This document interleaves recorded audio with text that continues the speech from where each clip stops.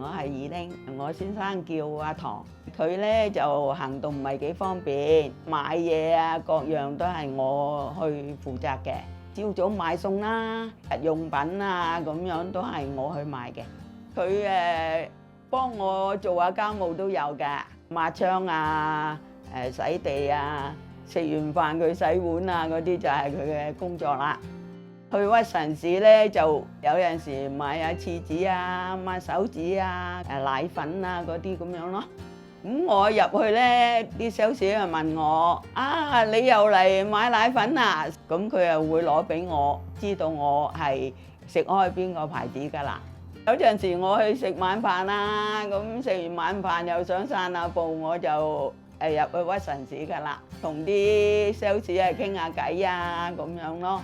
咁佢哋都好 nice 嘅，有咩適合我嘅，咁都介紹俾我嘅。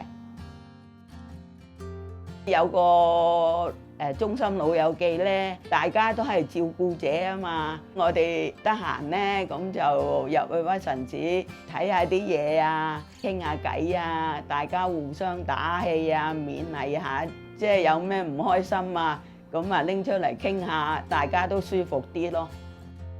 照顧者咧係好辛苦，但係你唔好成日諗照顧佢辛苦，諗下以前好開心嘅日子，同路人咧傾下，個人舒服啲咧，就生活過得好啲咯。